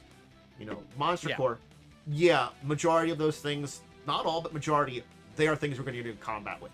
Alien Core, that possibility still exists, but it's also like, that might just be something you're finding, and it might be something you're dealing with. It's the exploration. It's gonna be partially not bestiary. What is it called? Partial threats, but also like a little bit of that, like What is it called when like the natives of the native creatures of a thing? Like my brain went bestiary, then botany, then. I know what you're trying to say, but I'm not thinking of the word either. Yeah. But yes. Native inhabitants. We'll go with that. Native inhabitants are different creatures. The biology of a planet, I guess. It's still not quite what I'm getting at, but something around there. Something, I think. But yeah. The biological creatures of a place, and it will tend to be, these are the dangerous things, or things that like could be a danger. Yes, but it gives you we'll probably also have a lot of other things because there are still a lot of CR0 and CR-1 things. Yeah, I'm hoping that we get a lot of that stuff, and I feel like it's probably going to be like it's going to focus on the Galarian star system. I'm kind of hoping that they have, if they don't have a lot of humanoid, because that's a big thing about space games, sci-fi games, is you tend to be fighting people a lot more than in like Pathfinder, where you're fighting beasts of legend. So if they don't do that, then I hope they come out with a Starfinder NPC core. I feel like they're probably going to Relatively do that quickly. because they did do that in the first edition. They had a book that was all about like, here's the like species that are out there, and a lot of them, there were some humanoid ones. There are a lot that were not, So, and I think even in this book, they might introduce some ones that are like, hey, these could be ones that you could play that maybe we'll talk about in the future. Again, it's unfortunate that like the big difference between 1E and 2E is you need big write-ups on species. Like 1E was just like, here's like half page how to play them. This one's sort of like, here you need a lot more, unfortunately. I kind of wish they didn't do the whole ancestry thing. I feel like it's just made it so much more complicated to homebrew ancestries. I agree. That's the one thing that it does seem to be a problem with it. It's an interesting concept in a lot of ways, but like the need for ancestry feats as a thing that is unique to everybody. Because again, that was something that was always there, along with sub things of ancestries you could choose. That was in first edition, but refining it down to feats, it's both good and bad because sure, now you can do all that stuff. But now you have to do all that stuff, Yeah. So, and again, like a lot of players did take stuff like that. It's just that not everybody did, and so you now have to deal with the issues of it, and it has to be built in there. Yeah. I'm trying to think because I feel like I saw somewhere a way to a variant rule kind of thing for how to play without ancestry stuff, like, but I don't see it.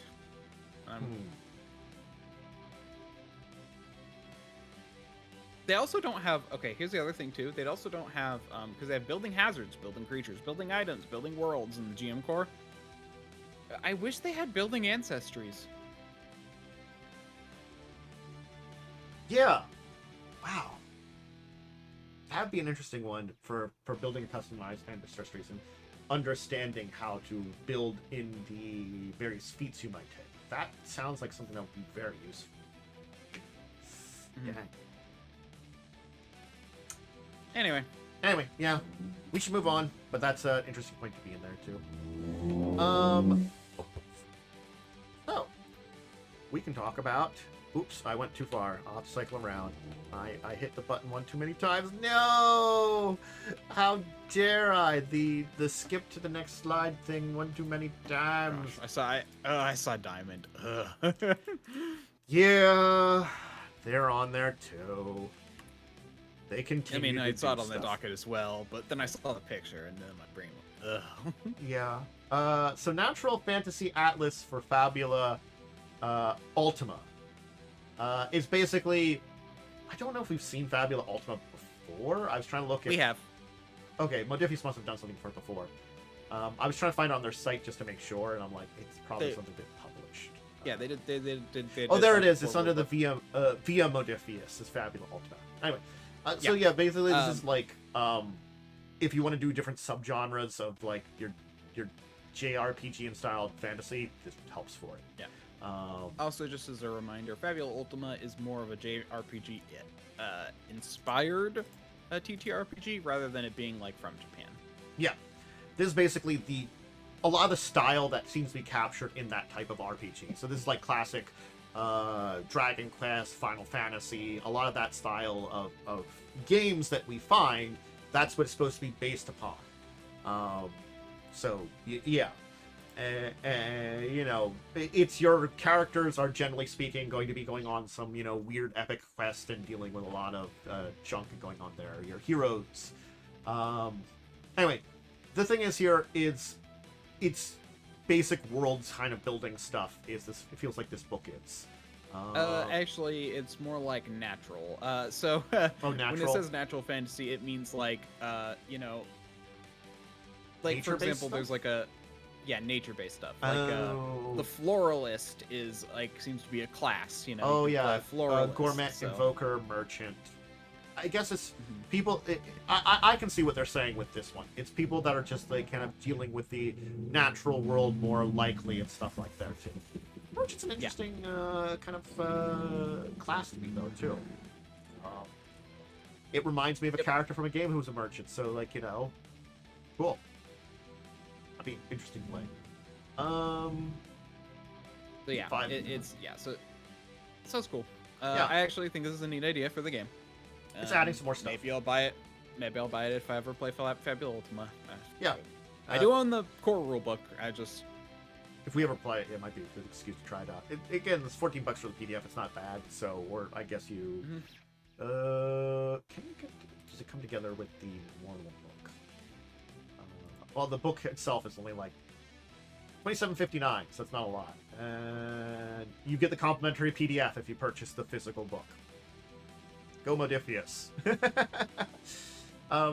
Yeah, I don't think there's a lot to say on this one, other than it's an interesting expansion of that game.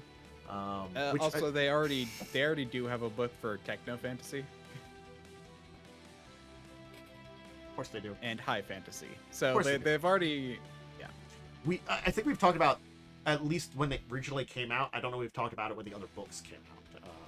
So hey, we're shouting those out now. Yep. All right. So I'm going to link the article here for this one, and then I will link the, of course, wait page, because it's going to be up on Kickstarter, but it isn't there yet. And this is for the RPG What's New is Old, which seems to be a more generalized RPG system from reading about it generally, but I want to dive into it. And they're having a bestiary book. So things you can fight in the game system. It's supposed to be 3 standalone but fully compatible tabletop role-playing games of 3 different genres: fantasy, 80s action, futuristic space opera. So it's supposed to be the same system for all 3 of them, basically. That's what the What's New is Old system is. It's a generalized system. They had 3 basic settings, but I guess they're like, well, they had a Kickstarter for a starter box last year. They're going to be having this Kickstarter for a bestiary. So it's probably found as much traction finally that they're getting out some extra books, and they're putting them all on Kickstarter. So I think that's cool. That's fine. It's interesting because it is 3 systems, and you're basically creating creatures that fit either between all 3 systems or just one or more of them. Because I'm guessing in your sci-fi one, you could face like dinosaurs or strange creatures, but don't also like. You could probably find them in a fantasy world, weirdly, like the robots. That'd be kind of weird, but you probably could. What was the other one? 80s action? Yeah. I could see 80s action having any of them. You know, it's an alien invasion. It's dinosaurs from the past. You know, 80s action does all those. Yeah. Monsters, NPCs, yeah. So, there might be more on the page after the it goes live, but it's launching soon. Yeah. It's interesting because it's new is old. I feel like I talked about it at one point in time, but I don't remember when I talked about this. it's Ian well, that's the thing. It's Ian Publishing. But it's not on Drive-Thru RPG, which is odd. Because normally Ian Publishing stuff is on Drive-Thru RPG. Yeah. Modifius does have the starter on their page. They do. So they might have been working with Ian Publishing to put it out too. Oh, here it is. I just couldn't find it by searching. I had to find it through Ian Publishing's page. Interesting.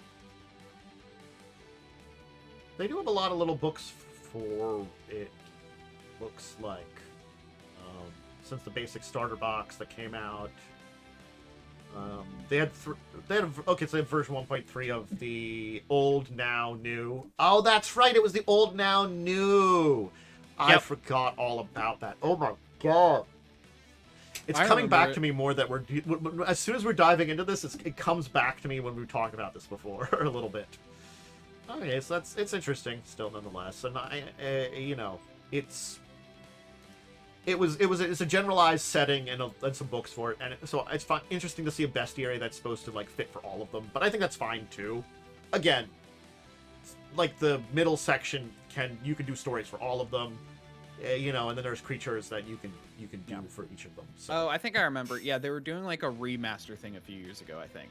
Yeah, I think we talked about the remaster. You're right. I just noticed, because I noticed they're all like, they didn't do a full new version because it's like it says version 1.3 is like the current version on the old, now, new. So I think they did like an update.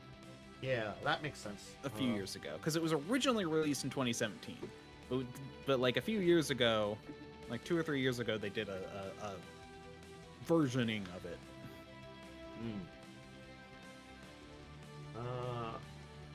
So yeah, neat. Anyway, I'll try to find the. Cool. So, before we do Diamond, we can talk about Thunder Road Vendetta. So I will link the original article I found along with the page. Oh, you found something? No, I was about to say. I think I also found out why I was having trouble finding it just by searching what's old is now new. It's just abbreviated WOIN on a lot of their stuff. So.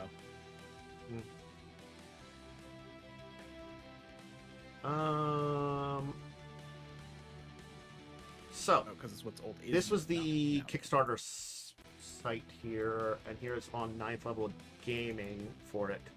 But this was an interesting one that I felt like cool to talk about because Thunder Road Vendetta is based on a board game, which I didn't know anything about. It's from 1986. Let's see here. It was a car race board game, it looks like, and those are fine. But it's kind of interesting that I guess it feels like it's a Mad Max kind of style thing, Yep. So you're exploring a wasteland and becoming a racing legend in it. So it's a car apocalypse adventure game. It's Mad Max without being Mad Max kind of thing, So yeah. Okay. I think that dice car is really cool. Yes. There's some very nice things that you can see in the products that they have there. But yeah. What date do we have for it? I don't have a good date for it. I mean, they don't look like they have a date up there. The article that's there is from last year on their website. And the Kickstarter, I think, was done quite a while ago. Oh, there might be an update on the Kickstarter for release date. Nope, that post is for backers only. Well, you don't give me that. Well, damn you. Has this already been funded? Yes, this was funded. This is the we are getting information on that the release is coming soon. Basically, they're going to be releasing the basic book for $40, and oh no, it hit pre-order. Okay, so you can pre-order it in various places now for $40. Yeah. So it's coming soon. It was Kickstarter being released now. And they're already working on delivery and shipping. Yeah. I'm not 100%. We might have talked about this or a similar game in the past. We when it was definitely up on Kickstarter. At least talk about a similar one on Kickstarter. I feel like we've talked about like a apocalyptic road game or something. I think that was in a Morkborg thing, though. A Morkborg based system. Oh, Morkborg based system. That could make sense then too. Yeah. But I mean, it's cool that we're getting the RPG version of it out now. So I am your memory bank. I remember a whole lot of bullshit. My brain just is a. it's like I'll iron half trap. remember something, and I'm like, did we talk about something like this or this? And I'm like, I don't know. Sometimes it's there's occasionally that because like there's a lot of topics, so they sometimes mix together in my brain. Yeah, that's the thing is I can remember like, okay, no, this we definitely didn't talk about this before. We talked about this before. I don't remember when. That's the thing. It's the when that falls out of my brain, but the whether or not we did, I remember. If I can confirm it, I can usually try to look it up and find stuff, especially if I have the correct name. Like I can look in my because usually I like say something somewhere in my descriptions of videos, so I can look through them and be like, oh hey, there's that video. That's when we talked about it. Or I can look at my document and maybe I have listed things correctly. But that's just if I've listed things correctly. And let's talk about Diamond for a minute. Just a minute. So, first off, they have settled with one of the people going after them. But it also makes sense that they settled. They settled with Image, but it sounds like what was going on was Image had moved to another distributor and hadn't gotten all of their stuff out of there and were trying to. So this was a different part of the settlement because they were supposed to be getting it back anyway. It's just they hadn't finished everything with that. The inventory with that. So it's like a little bit separate there, weirdly. Then July filing, Image said that Diamond had 2.9 million worth of Image inventory in possession. The amount that had failed to transfer despite being instructed to do so was 1.23 million. So they were supposed to transfer it. They were slow at transferring it because they had switched distributors in 2023 to Lunar distribution. So this was like a different situation with Image, at least their group.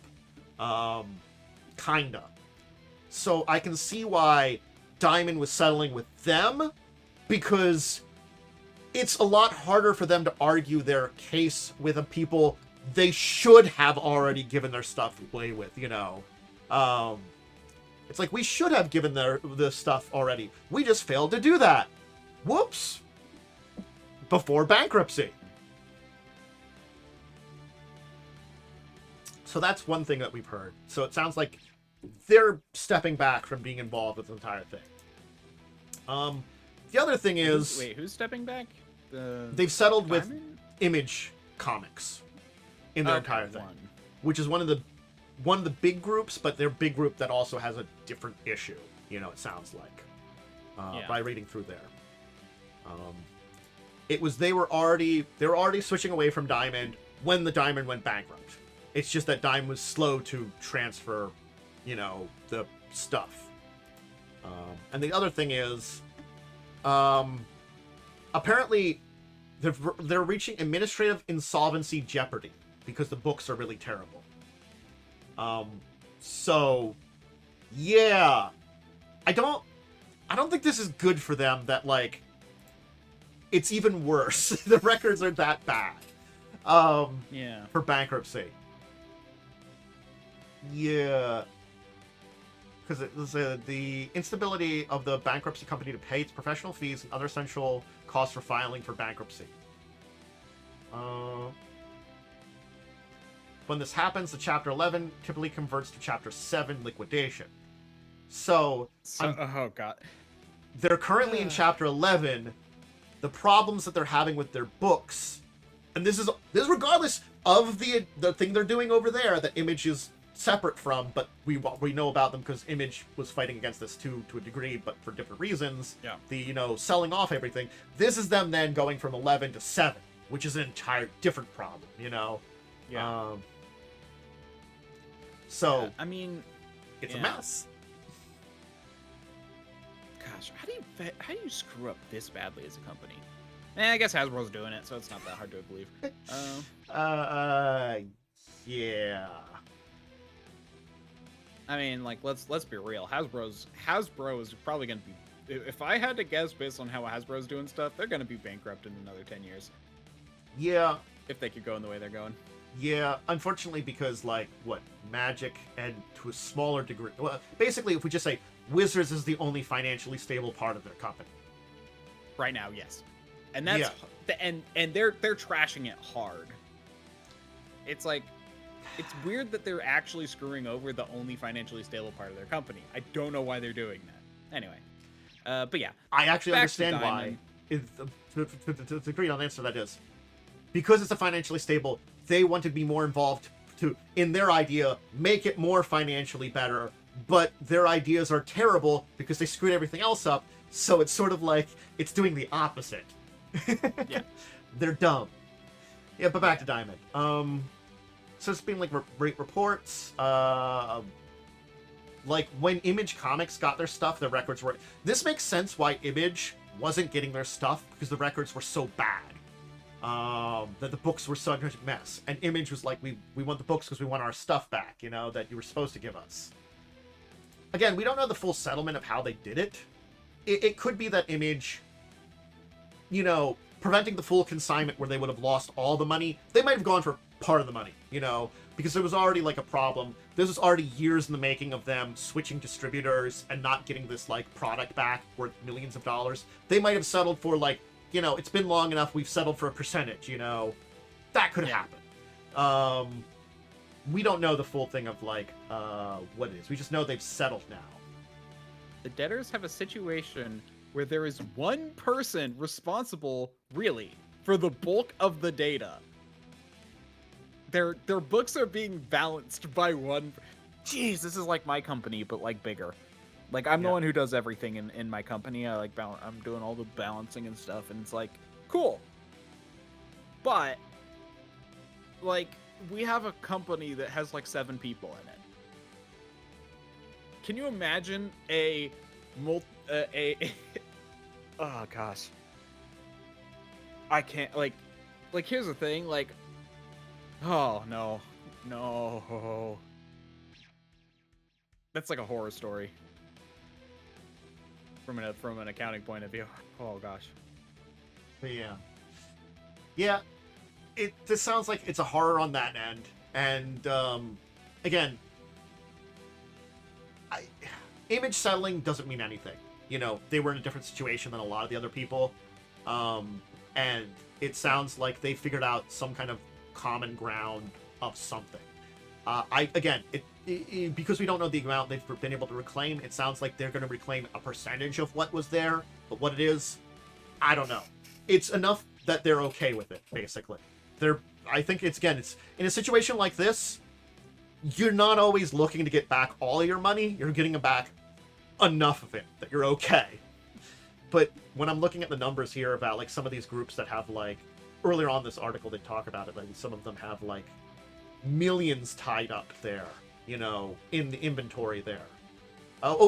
The ad hoc committee of consigners, which includes Paizo, Drawn and Clordery, Fantac Graphics, and other game and comic publishers, had over 20 million of inventory that is being currently under Diamond. That's a lot. Yep. So yeah. And then like, their books are such a mess. Their books are such a terrible mess. This is like, it continues to feel worse in so many ways. Also, My just God. like this line, it was revealed that Sparkle Pop, the ad populum company that acquired Diamond Comic Distributors assets, had been selling consignment inventory without permission from the court or publishers. So like, they were saying they wanted to do this, and then they apparently just started doing it. Yeah. Because I don't think they were actually doing it up until recently. They were just saying like, hey, we're gonna take control of all of this. And then they started actually doing it. Yeah. Man. That... I don't know if it's... That's a weird point in time where, like, if they fail their case, would that maybe end up being something more criminal than civil? So here's the thing. It's a fine line because it is company-based stuff, and I'm curious on that end because there is a line there that does exist, and them selling it illegally is a thing, but it could be civil illegal, not criminal illegal.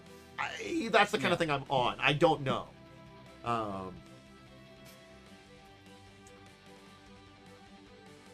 Just because, like, them saying they're going to do it and going to court about that, yes, okay, they're trying to win in court that they can do that. That's a thing that's scummy and terrible, but it makes sense. But them saying then going to court and doing it before, like, that, I feel like also is going to maybe hurt their case, wouldn't it? Probably. Ooh, this is such a mess. God damn. If they're like, hey, we wanna do this, and then people are like, no, and they're like, okay, we'll wait until this settles. No, we're not.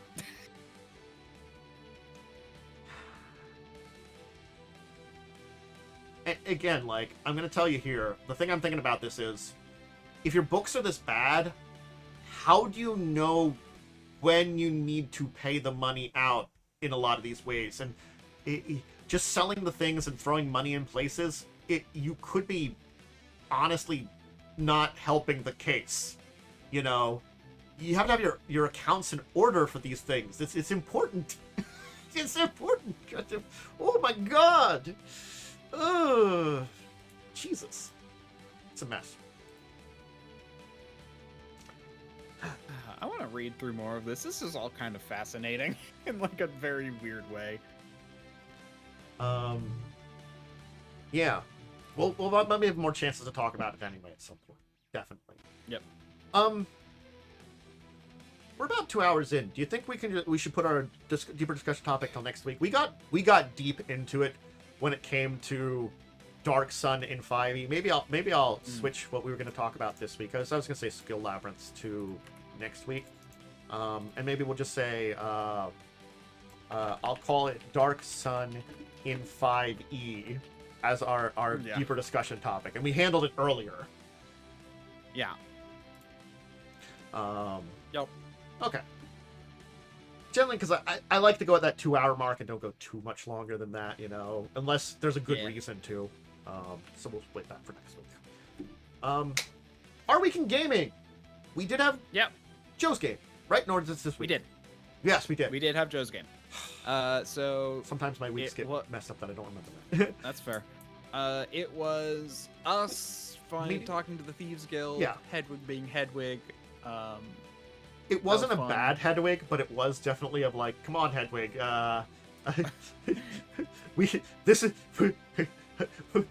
Bander's entire thing was, Hedwig, this wasn't that bad, but it could have been. This was one of those moments, it could have been.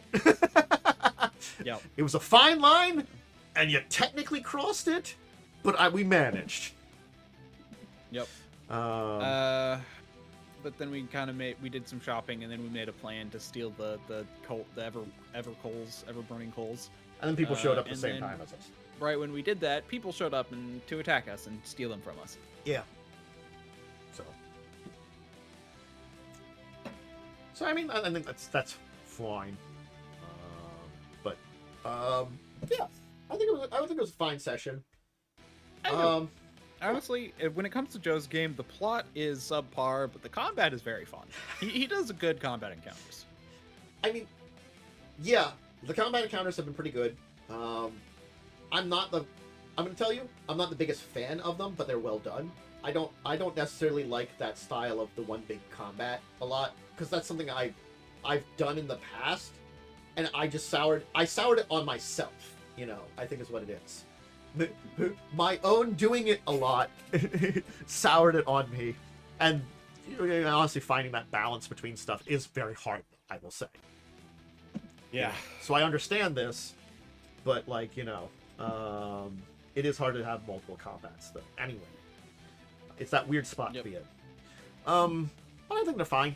I like the combats. They're well made combats, and the plot is, as we said, it's a plot. It's not an amazing plot, but it's not a terrible plot either. It's a pretty standard kind of interesting plot. From the beginning, it's basically been a fetch quest plot. Every plot has been a fetch quest, and that's not bad, but it's fine. You know, it's not necessarily exciting, but it's not bad. Then we had Wednesday, which I think went well. It was an interesting change because you got to the big city and had to deal with a lot of stuff. And Yep. it was, I think it was fun and an interesting direction that you had, Umbrin opened up his mouth and said some stuff to, like, the wrong person, basically. Yep. And I like how, I keep trying to say to you guys, I'm like, hey, this was a thing, but you're making it out to be a lot worse than what it was. No, I kind of knew that. I wasn't gonna say anything about it, but Umbrin decided to. Yeah. Yeah. That's the thing. And then when he said it, I was going to bring up like, hey, it's not what it sounds like. But then Umbrin kicked me, and I'm like, okay, I won't. It just became hilarious in a lot of ways, and you've done a good job of dealing with it, but it's also created a lot more interesting moments and stuff like that. So Basically, we spent the majority of the session dealing with the problem we created at the beginning of the session. Yes, it did make it that you got a lot less done in the session. You still got stuff done, but it kind of turned one session into two, which is not bad, because again, like, I feel like with how things have gone, I've kind of changed the way where the story will end up at in a lot of ways, and you're pretty far deep into the story. There's a couple still more major moments, but we're, it's fine. I'm not sure how many more sessions everything will be at this point in time, but like, I don't think it'll be a huge amount more. At most, probably like 10. Once you have a long plot, it's basically going to be. I'd probably say add 1.5 that 15. That's how you got to think. I know you underestimate players a lot. I originally was saying 20 to 25 is what I was aiming for, but I was ready to go up towards 30. Right now, we're actually on that thing. We had 19 episodes. We haven't had the same.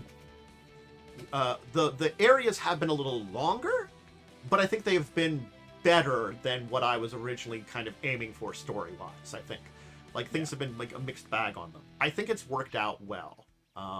Again, I said 20 or 25, but I was ready for that like 30. I'm not gonna be lying. I'm expecting 30. I know how things go. Again, after this session, I'm also like more on it's gonna be like a 30 session thing, which I'm also okay with. I did want a shorter long campaign, and this is a shorter long campaign. So I didn't want another year-long one. Those are fine, but Anyway, so yeah, I think it was fine. There, again, the major story, like kind of summarizing it a little bit better, more than that, is arriving in city, talking with officials, saying the wrong things to officials, having to try to backtrack, talk to other officials, and then you're planning on meeting with like two major figures. And so at the end of the last session, we're basically just like, okay, we kind of fixed that, and now we're going to like try and sneak out past. Because there's this one guy who's just like keeping an eye on us super closely, and not like at first we thought it was malicious, but now we're like, no, he's just doing this because he thinks it's what he's supposed to be doing. He is just an idiot. He's not a terrible person, but he's not a great person either, and kind of he's good at his job. That's about it. Yep. Like if you got into a fight, he'd probably be a decent guy to be at your side. But he's not like, there's a reason he's like a knight commander of like a dozen guys, and not getting promoted. Yeah. But it'll be interesting for next time when not only you're breaking out, you're going to a high society party. I'm interested what your plans for that are. Yeah. I think you need clothes. I already have fine clothes. You do.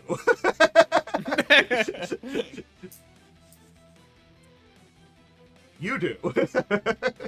Well, that is a good point, though. I think it's important to remember that if you're wearing fine clothes, you are not wearing armor. Yeah. So just in case something breaks out. It'll be interesting to see how you handle that. That'll be fun. I didn't do anything else other this week. Other than you went to today. Yeah. How did your game today go? Big final boss fight. Ooh. Basically, oh gosh. So, our primary spellcaster, the highest level spellcaster we have, got silenced. Beginning of the game. First move, they silenced him, and he didn't. And so, if you make your save, then it will just appear on the floor next to you, which means we could have probably spread out and gotten away from it. But no, it stuck to him, so now he is unable to cast spells no matter where he goes, and so he went away from us to try and help us still be able to cast spells. I rolled great on initiative for once, and rolled terrible on. So I don't know what it is in this game, but my attack rolls are either 1s or 20s. Like, not exactly, but I roll like either sub 5 or over 18 or over 15. It's like that's how I roll in this game. I don't know why. So I haven't been doing a ton because I rolled a few lows and then I rolled a few highs. But I also do like 1d4 damage because sling.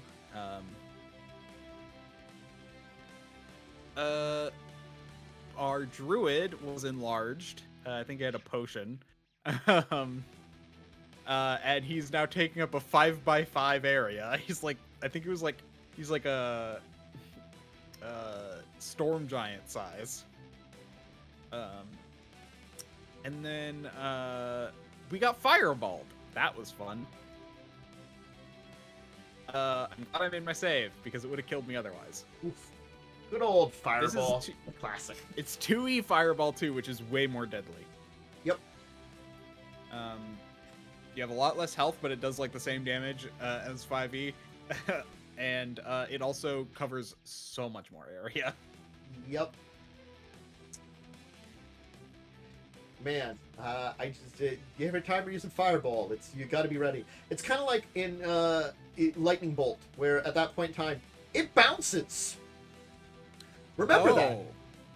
Oh, I'll keep that in mind. I did not know that. Lightning bolt reflects off of a surface at least once. So if you're too close and you shoot it towards something and there's a wall, it will come back to you. To be fair, I'm glad none of them had lightning bolt because in the very first round we were all in a line because there was a hallway leading into the room. You can, in certain situations, be lightning bolted twice. Yeah. No, I was actually worried about lightning bolt when we first started, and we were able to get into the room and spread out a bit, and now we're okay. But yeah, in the beginning we had we were a lightning bolt bait, and I'm glad we didn't. Turns out the enemy, and they're enemy priests, so they might be restricted. I think lightning bolt might not be a priest spell, but I think fireball is a priest spell. Yeah. So anyway, that was the fight. We started off really bad, but we're back to middling. I don't currently have a health potion in my inventory though, so actually wait, no, I might. I'll have to double check that. Me. So all right. I should really drink that because I am low. Yeah. Well, that was our week in gaming and such. I think it was a fine week. Yep. Yeah, I think overall this is a pretty good week. A lot of interesting topics. Go check out the YouTube stuff I did. You know, I would recommend that. If you want to see Ball of Avanswell, you can check us out. It's up on YouTube already. And of course this show. I'm gonna show it. Why don't you give your shout out for all your stuff, and then we can finish up. I'll do my shout out. Yeah, I'm DiamondWyrm. You can find me on twitch.tv/DiamondWyrm or at DiamondWyrm on Twitter and Blue Sky, and DiamondWyrm9234 on YouTube. Lately I've been streaming, what's it called? Tactical Breach Wizards, which is like a modern, it's a tactical game, and it's like modern wizards. It's very fun. It's like, what if society was kind of like modern, but a wizard? Yeah. It's really cool. I think it's a really neat world. Like, and the tactics are finally starting to ramp up, so. Like at the beginning, I was like, okay, this is relatively easy, but that makes sense. And now it's like, okay, wait, how do I get all this done? Because like, if I just wanted to play it, that's fine. But I get all the challenges along the way. So It's on my wish list. I'll get it at some point. Then again, there's some stuff on my wish list that stays there forever. But there are stuff that does come off of there. It's random. Yep. Anyway, Hi, myself. Thanks for come check me out on YouTube or Twitch. If you're on the one, go to the other, etc., etc. Please make sure to just see all my tabletop stuff. If you're over on Twitch, you can also see gaming, hang out, chat with me, all that kind of stuff. Make sure to join us next week, Saturday at 6 every week. Hopefully, Worm will be able to join me, but otherwise, I'll be there and see if we post someone. Check out Fall of Abenswell Wednesdays at 8. And make sure to check out my social media. It'll be linked in all the places where Discord's the best place for me, but all of them I do give little updates on. All right, everybody. Have a great rest of your Saturday, great rest of your weekend. And hopefully you'll be able to join us when we all next do stuff. I'll be back on Tuesday.